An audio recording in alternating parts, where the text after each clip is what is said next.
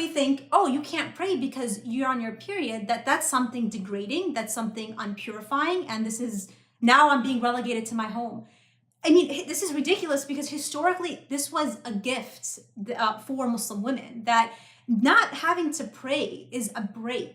And it's not necessarily a break from worship, of course, but I mean, I think about, you know, all of my friends who have children and the stories they have after labor and the exhaustion that people talk about that first month after labor.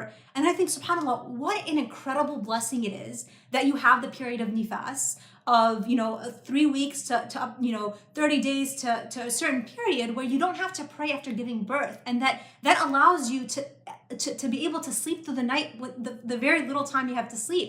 Same thing throughout the year, you know, when you're on your cycle. And this is something that is really, I think, a blessing.